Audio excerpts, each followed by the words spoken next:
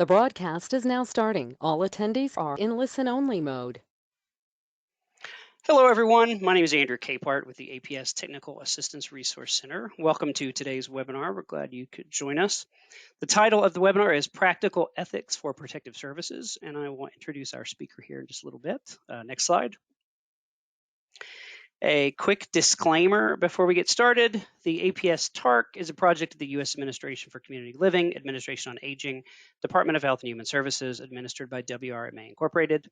Contractors' findings, conclusions, and points of view do not necessarily represent the official policy of the federal government. So, next slide. A little note about our APS TARC. If you're not familiar with us, we're here to help APS programs in any way that we can. Just reach out to us at any time. There'll be some contact info displayed at the end of the webinar where you can get a hold of us if you want to. We work to enhance the effectiveness of APS programs by working with partners on use of data and analytics, applying research and evaluation to practice, and encouraging the use of innovative practices and strategies. Next slide. Please consider joining one of our peer-to-peer calls if you've never been on one before. We have 3 calls per month. There's one for investigators, there's one for supervisors, and then there's one for administrators. The schedule for these calls is on your screen, but you can also go to our website and look under peer support and check out the schedule there. You can reach out to us as well if you'd like to register for one of those, or there's info about how to register on the website. Next slide. And we also have a page on our site dedicated to COVID-19 and APS. There's a link at the top of the web page in a red box when you get to our website. To get to the COVID-19 page, on this page you'll find resource information and a summary of state program responses to the pandemic. Next slide. A little bit of housekeeping before we get started. This session is being recorded and it will be posted to the web at a later date. We'll notify via email all of the people who've registered today when it is posted online and available to watch. If you have questions of our presenter, you can simply type them in the questions box at any time, but we'll pause to answer questions at the end of the webinar and we'll try to get to as many of the questions as we can. All participants are muted for this webinar and you must use your computer to access audio. There's no phone audio for this event. If you have any problems with the audio, we suggest exiting the webinar and then re-entering. That seems to clear things up quite a bit. Note that due to the large number of people currently working remotely in the US, webinar systems are occasionally experiencing problems here and there, so please be patient with us. If you have any issues, we'll try to resolve them quickly. And then finally, today's slides are available to download in the handout section of your GoToWebinar control panel. Next slide. So now we would like to launch a quick poll to get a feel for the professions of the folks in our audience, and I'm going to launch that right now. You can vote by clicking directly on your screen, and the question is, which of the following categories do you identify the most with? And your options are adult protective services professional, other social services professional, medical professional, legal professional, or other, if you don't feel like you fit into any of those categories. And again, you can vote by clicking directly on your screen. If you're in full screen mode, you might have to exit out of that for just a second to vote, and then you could go back into full screen mode. And the votes are rolling in. We'll leave it up just a few more seconds to give people a chance to vote.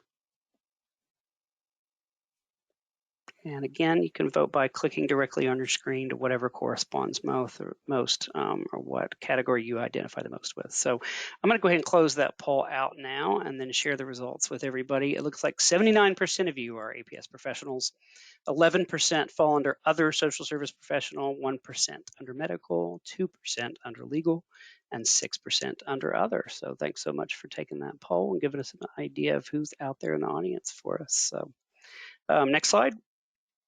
I will take just a moment to introduce today's speaker. Chris Dubel is the Assistant Director of Training at Temple University in Harrisburg. I have known Chris for many years. He is one of my favorite speakers, very dynamic, very engaging. He is a pro, and he just happens to also know APS stuff very well. So I think we're lucky to have him today, and now I'll turn things over to Chris. All right, perfect. You can hear me okay, correct, Andy? Yep, we sure can.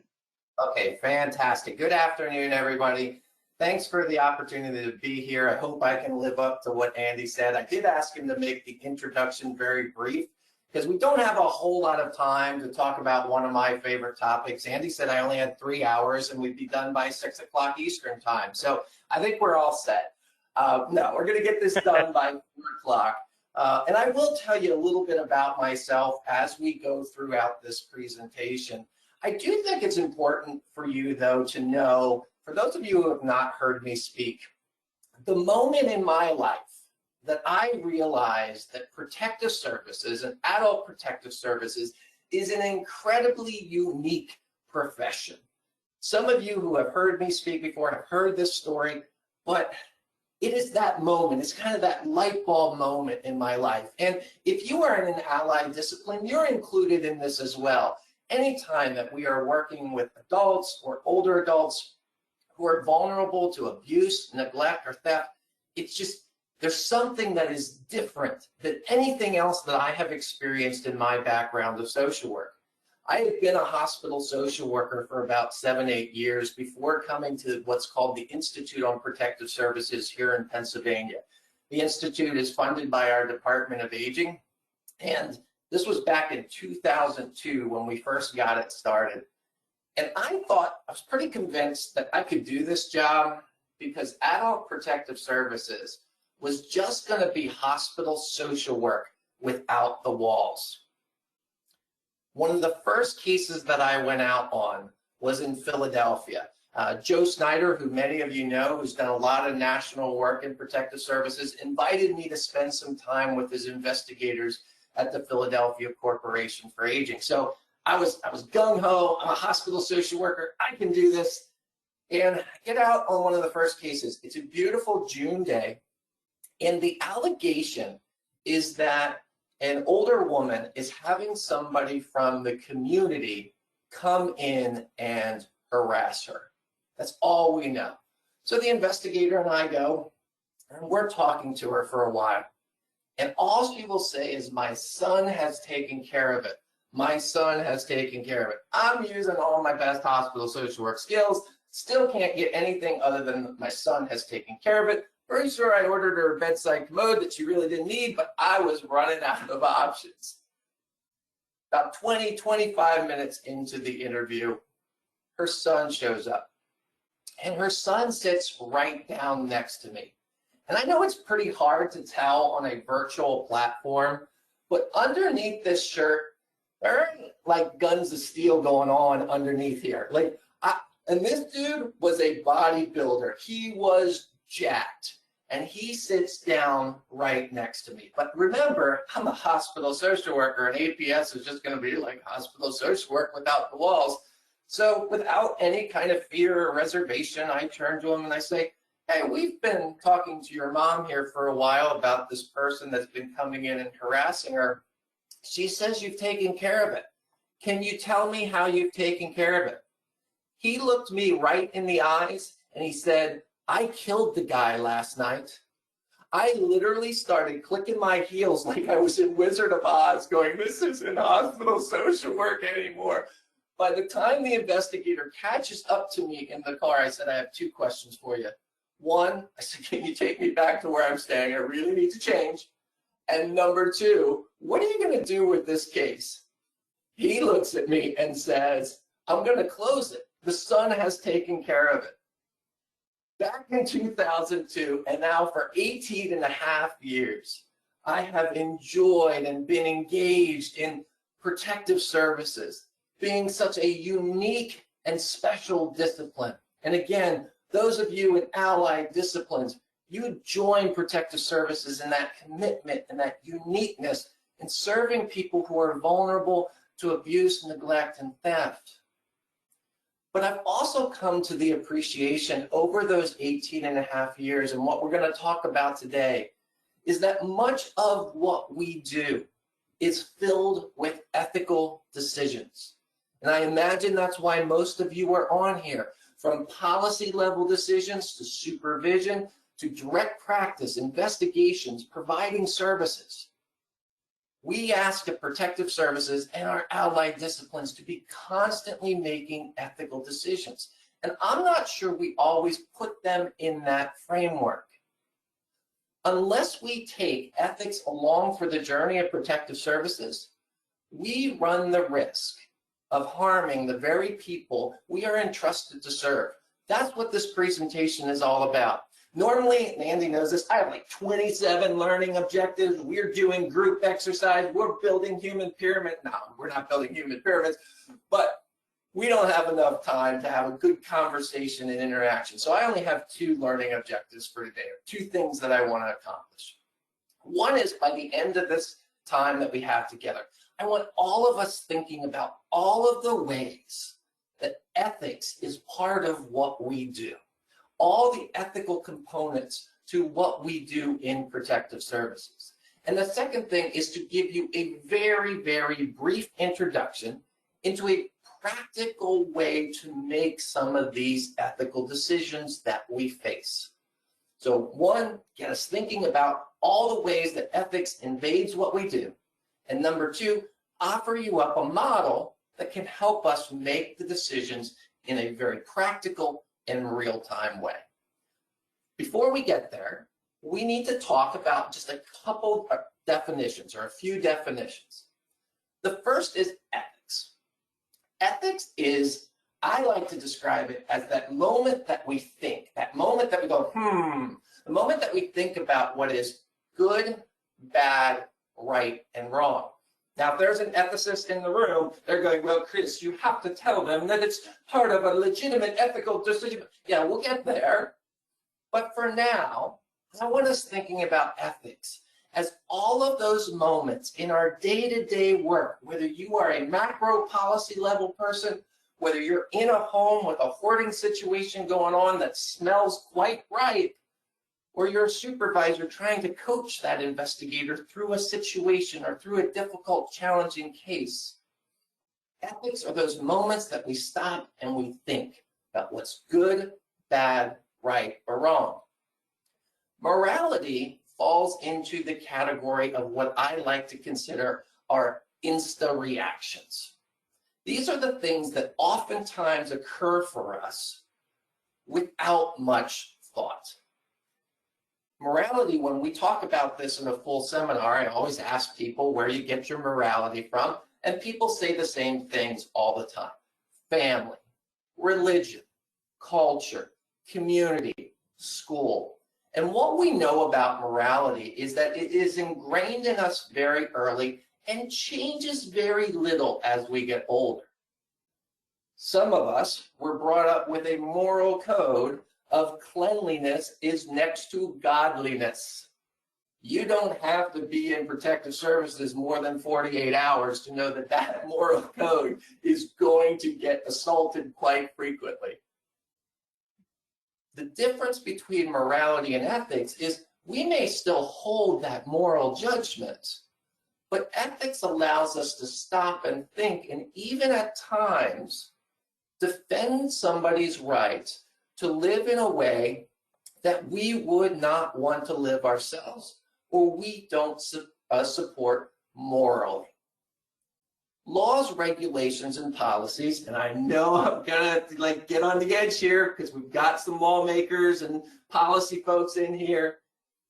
These I also put in the insta reactions. I just want you to envision this person in your office, and you all have one of them. That person that goes, well, if it's not in the APS code book, we can't do it. That's an insta reaction. An insta reaction, and we do it all the time here in Pennsylvania. I do it. What does the law say? What do the regulations? What do the policies say? Let me point out the difference between ethics, laws, and regulations and policies. We hope that our laws, regulations, and policies are based upon an ethical construct. But when I taught in Temple's Masters of Social Work program for many years, I used to challenge the social workers to say, what is one thing that you could do today for the good of a client that would get you fired instantly? And then why aren't you doing it? Now, please do not go back to your office and go, oh, I went to an ethics seminar and they said I should do this regardless of what the policy. That's not what I'm saying. But we do need And if we had more time, this is a fun topic to explore. What are the laws, regulations, and policies that kind of make you think, and make you go, is this right? Is this good? As many of you are doing right now, you're going, oh yeah, that regulation I struggle with. What you're doing is ethical thinking. So laws, regulations, and policies, obviously we support and we follow, but they are not the same as ethics. They tend to be an instant reaction. One other area that I want to point out, or one other definition, is professional ethics. And what professional ethics attempt to do is to bridge the gap between people like me that like to think and talk and just talk it out and never really get to an end point, and those of us who also have these instant reactions. So professional ethics tries to make an ethical code practical for particular professions. I'm a social worker by background. I have the NASW. I know that there are medical professionals. If you're a psychologist, psychiatrist, if you're a physician, if you are an attorney, if you are a nurse, you all have a set of code of ethics. Adult Protective Services and NAPSA has a set of code of ethics. And the Administration for Community Living, which I'll touch on at the end, has called on all of us to have a very robust set of code of ethics. And what that will allow for us is we don't have to sit there and reinvent the wheel every time. We can go to that code of ethics and see if it applies to a particular circumstance or situation. Two more definitions that we want to hit. Ethical dilemmas. Ethical dilemmas are where we've reached essentially a fork in the road. If we go path A, we can't go path B. If we go path B, can't go path A. Compromise is over. All of our best kind of skills at negotiation are over. We now have to make a choice. And generally, by the very nature of it being a dilemma, neither path is foolproof. Neither path is ideal. Both generally have some positives to them and some negatives, but we need to decide. I am going to say something right now. I do not have any scientific evidence to back this up. I just have had the privilege, both here in Pennsylvania, of being around protective service folks for a long time, as well as chatting with a lot of your colleagues nationally. I believe that ethical dilemmas and facing ethical dilemmas are as much of a reason for burnout and PS staff being overstressed as caseloads, as salary, as all of those other things that we typically address when we deal with stress. It is that constant of having to make an either-or decision. Let me give you an example. PS investigator here in Pennsylvania, and let me just describe her by telling you that if she ever moves to your state, you want her on your team. She is that good. She's just a fantastic investigator, has been doing this for a long time. She talked to me a while back, and she came to me pretty much in tears because she had a situation where it was an 80-year-old man who, and I always, in other contexts of training, I always say I wish capacity was like the turkey at Thanksgiving, where there's the little button and it pops up when it's done. All of us on this call know that capacity is never that clear, that capacity is not a dichotomy, it's on a continuum. And this guy just sat right in the middle of that gray area. Moments you'd feel he was fairly lucid and able to make decisions, and then other moments you'd be like, no. And so she eventually reached the decision that she needed to pursue what we have here in Pennsylvania as an involuntary intervention and have him placed. This gentleman had lived in the same home his entire life. And when I say his entire life, he had actually been born in the home that he was living in. Here in Pennsylvania, as many of your jurisdictions, our PS folks have to go out and do a reassessment prior to closing a case, making sure that the services that they put in place actually did reduce the risk. She went and met with him. Before she could barely say hi, he said, "I know who you are. I hate you. I hate you with everything I have. I hate you more than I've hated anyone else. And I will hate you as I die here because you put me here." As she and I would spend a long time together talking, it is those types of ethical dilemmas that our PS staff and our allied disciplines routinely face. And we can't just consider them a risk issue or a regulatory issue or a policy issue. They're an ethics issue. And by the time, and I walked her through a similar experience as we're going to talk about here real briefly, by the time we got to the end of that conversation, her feedback for me was, "This is going to be so hard, but at least I can go to bed at night knowing I did the ethically right thing." Those are ethical dilemmas. Do I allow somebody to stay in their home, or do I have them be placed? What actions do I take? What actions don't I take? Ethical breaches, on the other hand, are where there are clear violations of ethical rules. Now, I always have fun in seminars. We talk about all the different ethical breaches that you can do. But one of the things, to give you an example, is you can't steal from a client. You just can't do it. Now, somebody should have told these two women. These two women are Barbara Lieberman and Jan Van Holt. Barbara Lieberman has the dark hair. Jan Van Holt has the lighter hair. Barbara was a former, for my legal folks on the call, elder law attorney who decided that it might be good to go into the guardianship business. And so her scheme was that she would get people to, she would be appointed as guardian of people, and then she would steal over $3 million of their money. But she needed the older adults, right? Guess where Barbara Lieberman's sister Jan Van Holt worked? Some of you are already ahead of me. Jan, Adult Protective Services investigator, caseworker. I need to add to the picture because there is another person, William Price, who was also an APS investigator, who conspired to funnel these older adults and steal millions and millions of dollars from them. That is why I like this picture of them a whole lot better than the first one. All three were convicted for their crimes. What's interesting, though, about ethical breaches, and what we can have a lot of fun when we do seminars, what's very interesting about ethical breaches is that just with some twists and turns and just changing that context slightly, they start to become more of an ethical dilemma.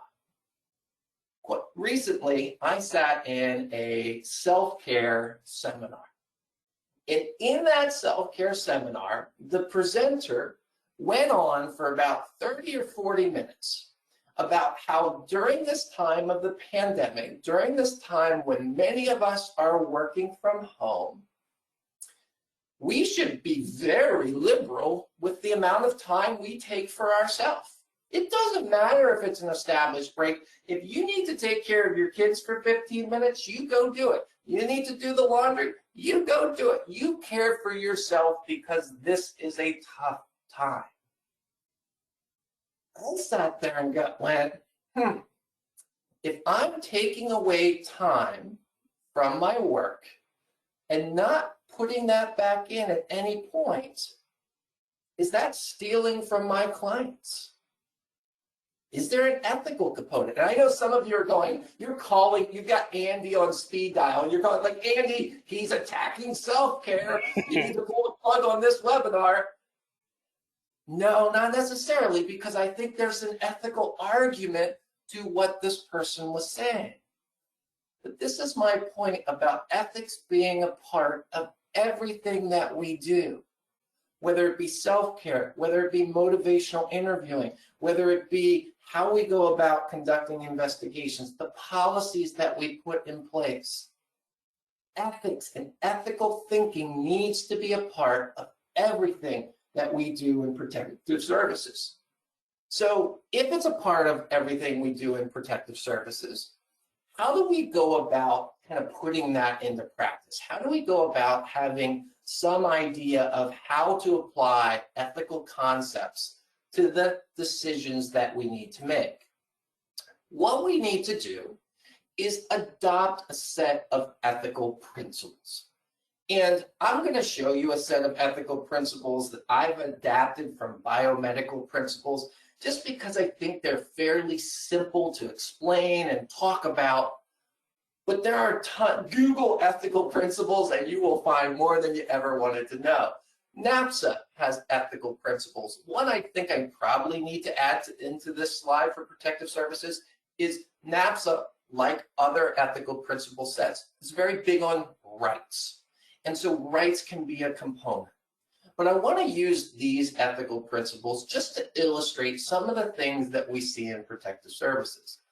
But what we do for decision making in protective services or anywhere we want to apply these principles, so if you're in an allied discipline, this goes for you too, is we take a situation and we rank our principles in the priority that they apply to that situation.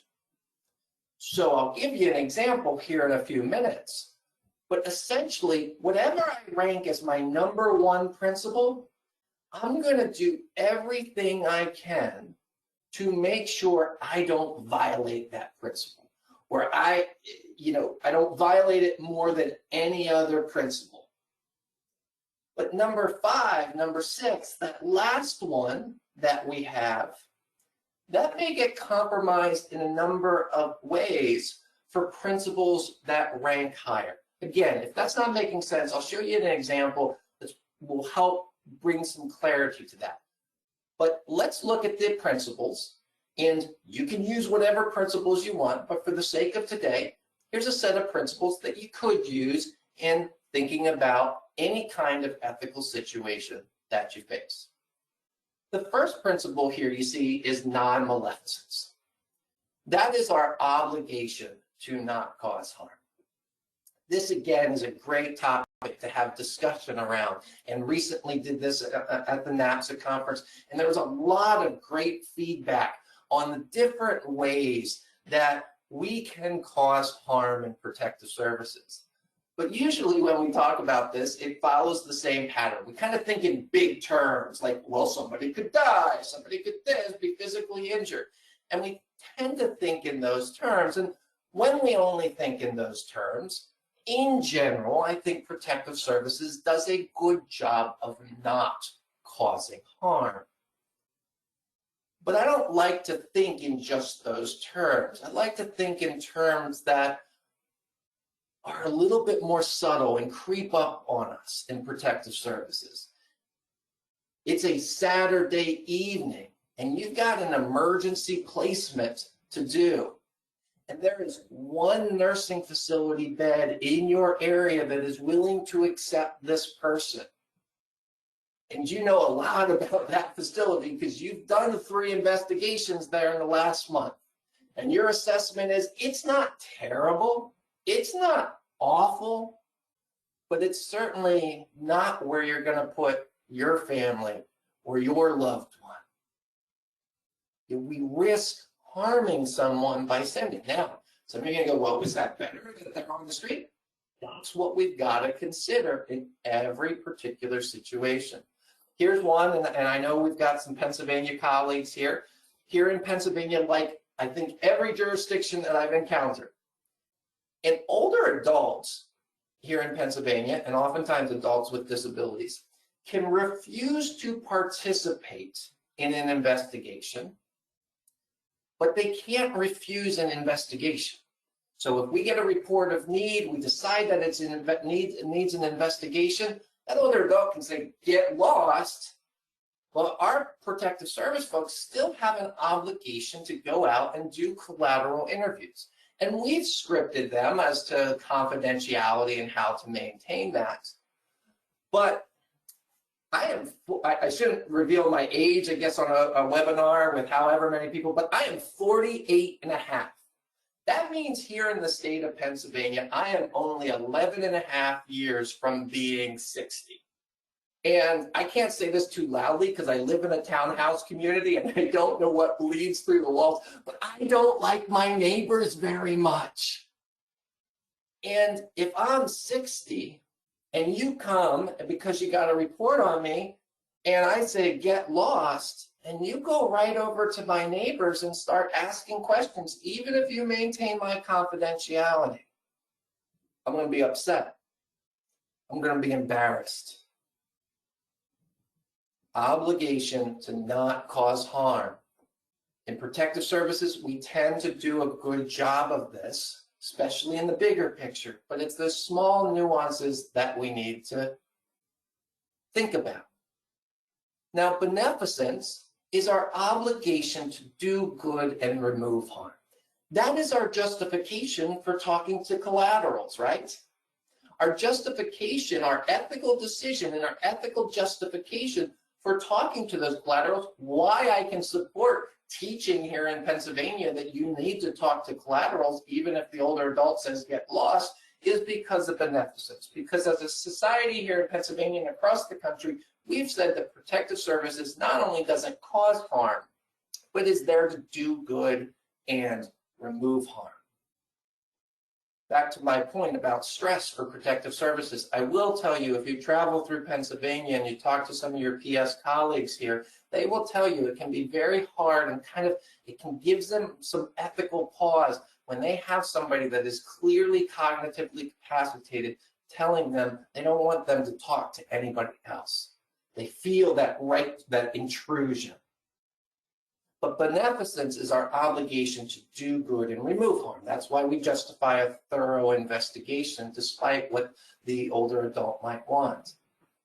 Beneficence is at the heart of every root cause analysis I've been involved in.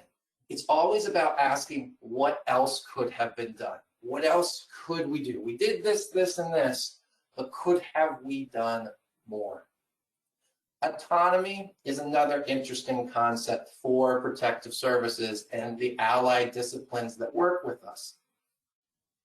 Because for protective services, our sense of autonomy, our value on autonomy, sits somewhere between child protective services that I don't want to say they don't value autonomy. I think I just used a double negative in a sentence. I think I did it accurately. I once had a student use a triple negative in a sentence, which I think is okay because the double negative cancels it out, the triple reinstates it. Sorry, easily distracted. But autonomy is our obligation to respect an individual's right to decide and also experience the consequences of their actions. So we sit somewhere between child protective services, which doesn't have as much emphasis on autonomy as we do in adult and older adult protective services, and our colleagues in domestic violence who have built their entire culture and policy and practice all around an individual's autonomy and decision-making. I've mentioned some direct practice examples in protective services. I'm going to use a policy example here for autonomy.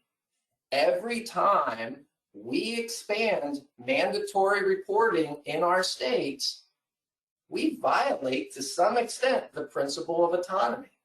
Because we say if you encounter a particular professional or a particular person in the community and you tell them about your victimization, we don't care about your cognitive capacity, they have to report it. Again, some of you are calling Andy right now. He attacked self-care, now he's attacking our mandatory reporting laws. No, I'm not. Because we can justify mandatory reporting, and some of you are thinking ahead already, with beneficence, right? Our obligation to do good and remove harm. Again, this goes to my objective number one. I'm just trying to get us to all think about everything we do has an ethical component. So our mandatory reporting laws aren't just our moral reaction. They just aren't our legal reaction or what our laws say. They're not just a political issue. Here in Pennsylvania, we have an issue right now of whether banks should report or not. They are not currently considered a mandatory reporting. There's a move to add them as well as in other states. But that has an ethical component. And we would be remiss if we don't take ethics along the journey of protective services. We run the risk of hurting the very people we are entrusted to serve. So practice, supervision, policy, everything we do has an ethical component. Justice is our obligation to provide equal treatment for all individuals. Whenever because generally RPS folks, and when there's a group of allied disciplines, you are very smart folks, you're deeper level thinkers. And so I'll ask questions about what gets in the way of justice, and you'll give some like really deep answers like implicit bias and all of these kinds of things that are just 100% right. But I always laugh at myself because my number one threat to justice, my number one threat to provide equal treatment for all individuals is not that deep. It's that I like some clients more than others. Some clients drive me crazy. There are others I like. You made me cookies on the last investigation I was out there. I don't know if it was ethical that I ate the cookies, but those were really good cookies. So I'm hoping to spend some more time with you. I'm hoping to give you that extra 10 minutes to see if you'll offer me some milk with the cookies. You, on the other hand, for the last 4 times that I've been out there, have resisted everything, and you've told me where to stick my protective services, and it wasn't very nice. And so I'm not going to give you that 10 minutes. I'm going to give Cookie Person that 10 minutes. I'm not saying I consciously think about that, but it is a threat of justice. And all of us, when we are honest with ourselves, we connect better with some people professionally than others. Implicit bias, all of those types of things affect our justice. Certain regulations and policies affect treating everybody equitable. But sometimes it comes down to the very practical of how we relate to people. Andy, I'm going to ask if you would put up the poll. I'm going to continue to talk and go over fidelity, but this poll is very simple. I'm just asking if you are a truthful person. Are you a truthful person? So go ahead and answer. I'm going to talk about fidelity for a second so we don't have that awkward pause, but go ahead and answer, are you a truthful person? We'll come back to that in a second with veracity. Fidelity is our obligation to serve the well-being of and best interest of a person without divided loyalties. I've given you direct practice examples, I've given you policy examples. Now I'm going to target the supervisors in the room, and I'm going to give you some cover at work. Unnecessary meetings for our supervisors are unethical. Unnecessary meetings for supervisors are unethical because supervisors they're not clients, but supervisors need to have a loyalty to their staff. And I've been in too many human service agencies and even protective service agencies where we are running our supervisors thin and not giving them the adequate time. And I'd love to know, we should have probably had a poll on this, Andy, for just a yes, no of have you ever been in an unnecessary meeting that could have been handled with a 3-bullet email? And I'm going to guarantee 100% people raise their hand and say I think you're right. Yeah. And so it's that obligation to serve well-being and best interest without divided loyalties. On the direct practice level, sometimes it's just documentation that divides our loyalty, right? I've heard PS investigators say this, and I understand where they're coming from. They'll say something like, I almost didn't want them to continue because I just kept thinking about all the documentation I was going to have to do. Thinking through which services that you give somebody based upon the level of requirements and documentation necessary to get those services. Andy, can you share the results of our truthfulness poll? And Andy, could you read those to me? Because I'm not sure where to see them. Certainly, yes. No. So it looks like, are you a truthful person? 62% said yes. Okay. 1% said no. Okay. 29% said sometimes. Okay. And 8% said, Yeah. Okay. Dot. Well, 62% of you then are liars. You're liars. You're not lying. I asked you, though, a very specific question. I did not ask you if you were honest. I asked you if you were truthful. The reason for that is from an ethical principle standpoint.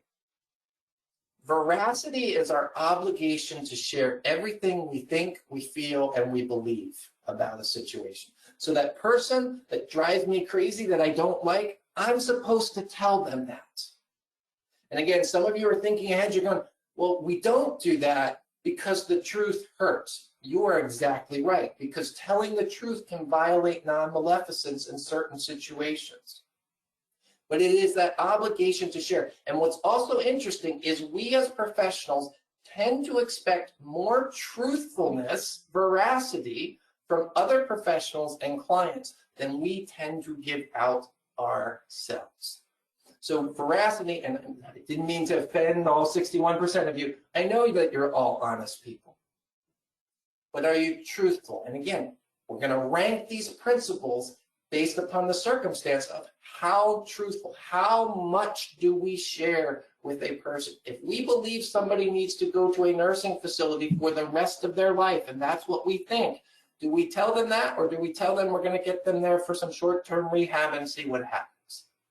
Veracity says we paint the entire picture. Like I said, in ethical decision-making, we rank principles based upon situations and based upon specific situations. This is just a sample, and my ethical consults are very, very scientific. I grab a scrap piece of paper and I say, here are the principles, let's rank them, and then let's talk about it. So I am not suggesting that these are the right principles. This is just an illustration of how I might initially rank a set of principles for somebody smoking with oxygen away from others versus somebody smoking with oxygen close to others. You'll see right away a big difference between where I rank autonomy. Autonomy, smoking with oxygen away from others, it's pretty high. And my obligation to do good and actually remove harm starts to shrink. Doesn't mean it's not important, but it means that I'm not going to violate, or I'm going to try not to violate autonomy in the name of beneficence, because I prioritize autonomy higher.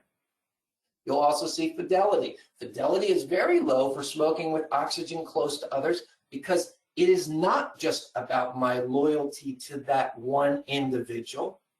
Justice creeps up because I'm looking at providing kind of equal treatment, equal concept. So if they live in a duplex or a senior high-rise, we've had one of those situations here in Pennsylvania, they live in a senior high-rise, I'm not just thinking about the individual that I'm face-to-face with. I'm thinking about the broader scope. That's what we do. And again, we don't have a lot of time together today, so I'm going fairly quickly, but that's what we do in ethical situations. I once had somebody come up when doing this in the classroom, very angry with me at the break, and they said, "You are a situational ethicist." And I said, first of all, I'm not an ethicist, I'm a social worker, and number two, yes, I am. Because we work with people, and every circumstance is different. Some of you are already thinking ahead and going, but Chris, you didn't have enough information to rank those. And you would be 100% right.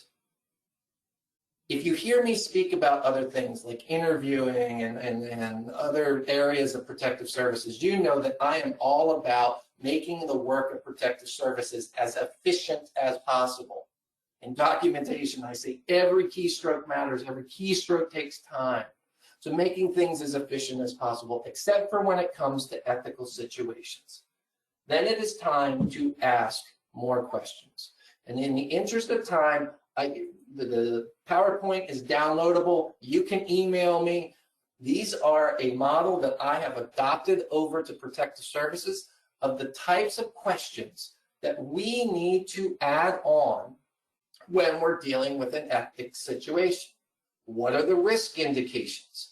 I think we're generally good about doing risk assessment. We're getting a lot better than when I started in 2002. We have more tools, but are we also asking the question of not only what's the risk if we don't act, but what's the risk if we do? So our typical hoarding situation, what's the risk if we don't act, if we don't do a cleanup here? But what's also the short-term and the long-term risk of if we do? And it may not mean that we may still do the cleanup, even knowing that there might be some psychological harm to these two, but we weigh that in as important. What the risk from intervening is as important as the risk from not intervening from an ethical standpoint. Next set of questions are the preferences of the individual. And if you ever ask me for input on an ethical situation, I will always ask you the same thing. How do we know the real-time preferences of the individual that we're talking about?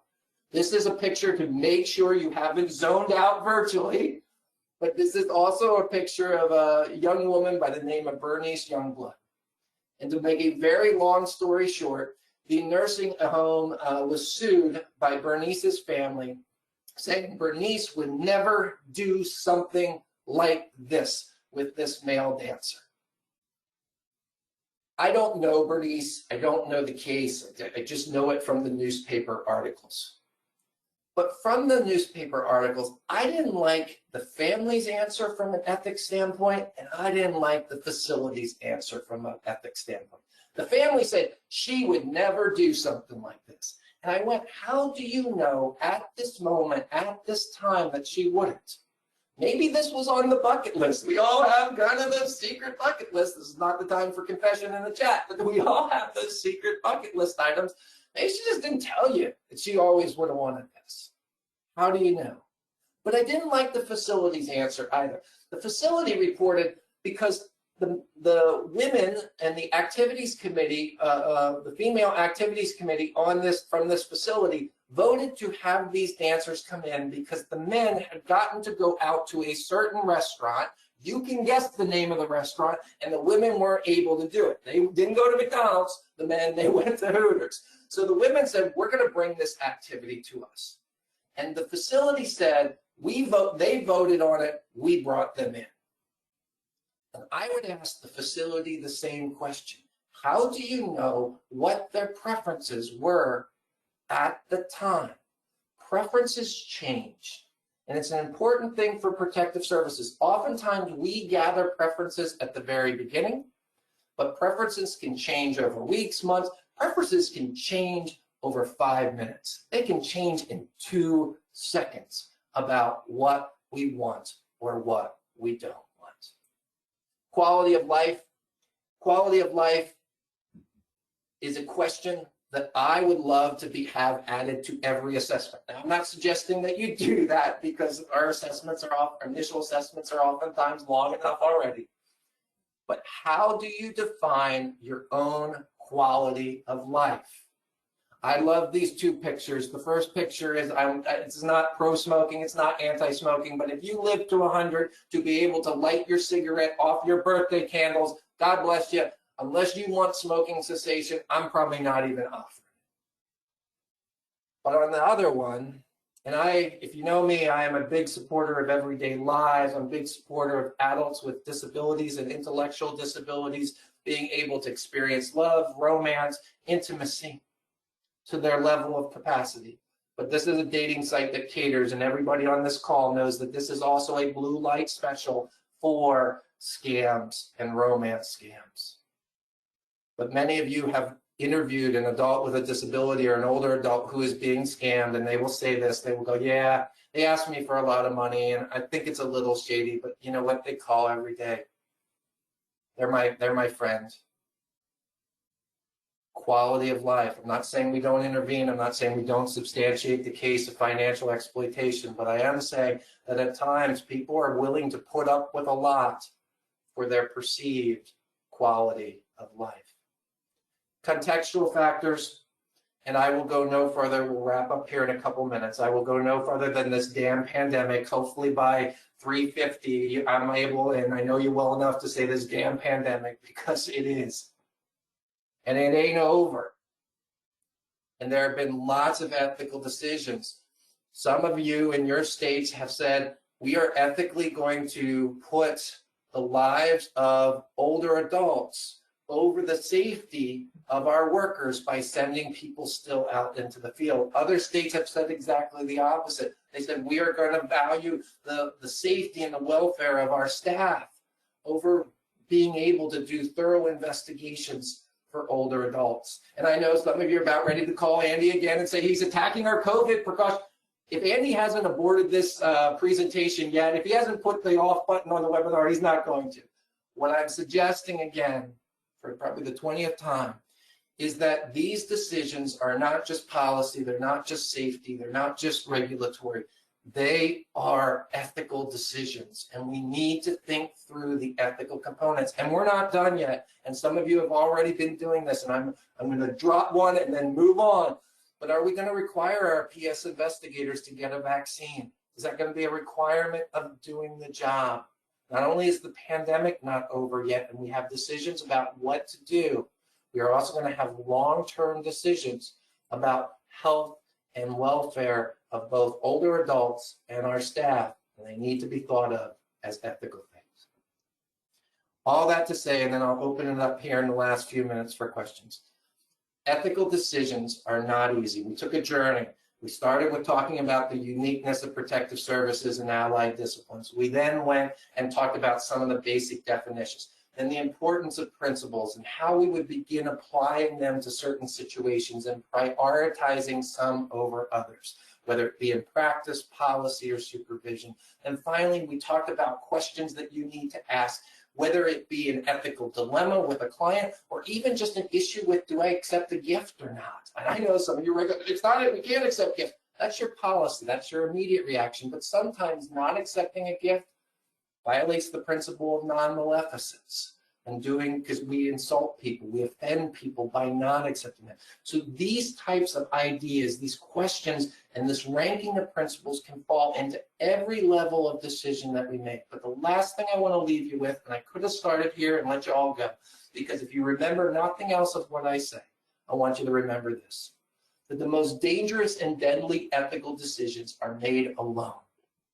Ethics by its very nature takes conversation, it takes dialogue, it takes supervision, it takes two or more people thinking through from an ethical framework. And history, even in protective services, is filled with deadly and dangerous decisions that were made because people felt they needed to make the ethical decision alone. It's a group process. Last slide, and then Andy, any questions? Administration for Community Living must have been reading my mind when they put out these recommendations on ethics.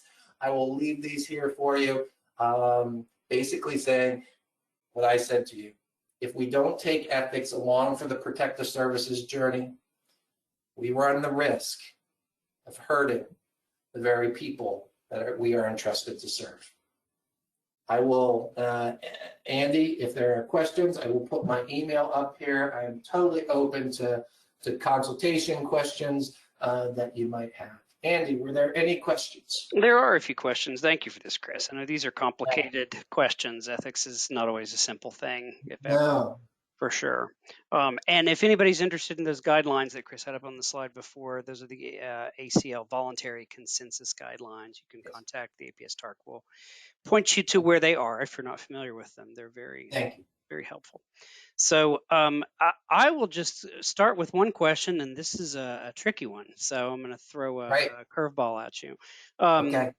This was a rather long question, so I'm going to shorten it a bit. How do you balance undue influence and self-interest by other parties? The elder can lose their home, be displaced to facilities. The majority of elders want to stay in their home. And if you're familiar with undue influence, it's a tricky situation. Yeah.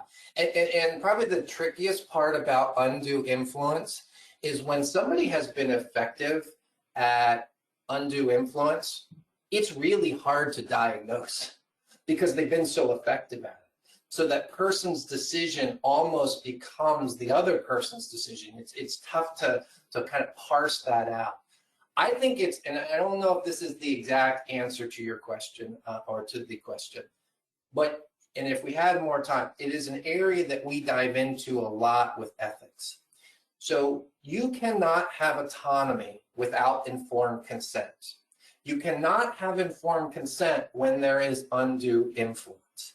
And that undue influence can come from a variety of sources. That undue influence can obviously come from family. It can come from perpetrators. That's kind of where we all, but it can also come from doctors, physicians, and there are physicians on the call. I'm not blasting you, but in my days of hospital social work, I could spend hours trying to talk somebody into going to a nursing home and get nowhere. You'd walk in and you'd say, hey, you need to go to a nursing home for some rehab. They're ready to go instantly. And I'd always be like, you have that conversation first. Now, I'm not sure that that's pure and bad undue influence, but there's undue influence in the fact that you're a physician. Protective services, we can unduly, is that right word, influence people as well. Anytime that there is a power differential in the sources that are coming into a person's life, we have to address the undue influence. It's a very short answer, other than to say it is critically important. It is something that we tease out because, again, you can't have autonomy without informed consent, and you can't have informed consent. And don't think of just a piece of paper. Think of informed consent as the ability to make decisions based upon information. So you can't have autonomy without informed consent. You can't have informed consent when there's undue influence. Another good question and another tricky one. What role does what role does 6 o'clock, right? what role does cognitive capacity and right to self-determination play in the involuntary services scenario? Yeah. So again, oh man, you're right. That is a tricky question. So just trying to think of the best way to try to get at where I think you're going at. So cognitive capacity is always critical. And everything we do in protective services is also critical in ethics. We need to know that again, to have autonomy, you need to have informed consent. To have having informed consent, you need capacity. But as I suggested, we also know in this group that capacity is not on a dichotomy. Capacity is on a continuum. So I can speak to somebody at 10 a.m. and they're going to have a certain level of ethical rights from their capacity at 10 a.m. that they're no longer going to have at 3 o'clock in the afternoon. And from an ethics standpoint, not necessarily from a legal standpoint, so I don't want to get anybody in trouble with the law, but just because somebody is appointed a guardian or legal decision maker doesn't take away their right to make the decisions that they're capacitated to make. I fought with a nursing home once that refused to give the older adult vanilla ice cream and would only serve them chocolate because the guardian said they like chocolate, despite tons of evidence that the older adult wanted vanilla. There were no allergies or anything like that. I said, you got to give them, they're like, but they have a guardian. I'm like, I don't think that the guardian's rights determine or over the capacity of that person to choose ice cream. Could have they done their own financial matters? No, we're not going to do it. So capacity is a very fluid concept, both legally, obviously, both medically, but also ethically. Ethics do revolve on involuntary interventions, especially if somebody is not capacitated. But we don't, from an ethics standpoint, look at an either or scenario. We look at a level of capacity to make certain determinations and assessments. And if your state is anywhere like Pennsylvania, so much of our involuntary interventions are judge dependent here in Pennsylvania, local judge dependent. So from a legal standpoint, there are certain areas of Pennsylvania where I can get anybody an involuntary intervention. There are others where you can be running naked through town and you're not getting an involuntary intervention. From an ethics standpoint, we discussed that capacity and the fluidity of the capacity. Hopefully that gets at your question a bit. Andy, is there time for one more? I think let's do one more, and this is a tricky one too. This person mentioned your story earlier about the son who said he killed the person who was threatening, and did you report this to the police? And this gets to the question of what do you do when you have to make a report to the police and the client doesn't want you to? Yeah, so again, I'd refer you back to your regulations and laws. In my story, my initial introduction to protective services, the police were already involved. We found that out pretty early. Sun said they had already, and did not press charges to my knowledge, or at least at the time that I stopped having knowledge of the case. Here in Pennsylvania, we struggle with that a lot because we are in our Institute on Protective Services through our Department of Aging is very much about prosecution and getting cases prosecuted. In our law and in our statute, it requires voluntary consent of the older adult to make that referral. Again, it's from an ethics standpoint, and I'm not going to weigh in specifically on whether we should or not. My dog's barking, which you probably can hear, means they know it's 4 o'clock, is that it's going to be an autonomy question versus a beneficence question. And it gets even more complicated in protective services, especially when it comes to financial exploitation, because do we view it as a crime against the individual or do we view it as a crime against the community? If somebody is being exploited and taking away their assets to afford care. So there's a lot of moving parts in there, but the bottom line to make that determination is where are we going to put in a particular circumstance our need to do good and remove harm versus their autonomy, not just to make their own decisions, but to experience the consequences of their own actions. What else? Or I guess we're up on time, right? Yeah, I think we'll probably have to wrap it up there. Chris, if you don't mind to go to the very last slide real quick. And there was quite a few comments. Chris, this was a very helpful webinar. People really enjoyed it. So I want to make sure that you're aware of that. The right one? Yep, that's the right one. So if anybody wants to reach out to us, here is how you do that. You have an email address and the web address. You can download the slides as a handout right now, and this information is on there. I just wanted to thank Chris for this very thought-provoking, very interesting webinar. It's tricky. Ethics is tricky in all fields, but in protective services, there's a whole load of issues that we don't always think about that come into play with it. So thank you so much for this, Chris. Yeah, and I just want to thank you. If you haven't picked up on it, I have a passion for protective services. So thank you for joining. Thank you for having this conversation with me. And I would love to continue this dialogue at any time with any of you. So thank you. Thanks so much, everyone. Thanks for attending today. We hope you enjoyed it. Make sure you fill out your evaluation. It'll come in an email tomorrow, but it should also pop up on your screen as soon as we hit end. So have a great afternoon, everyone. Take care.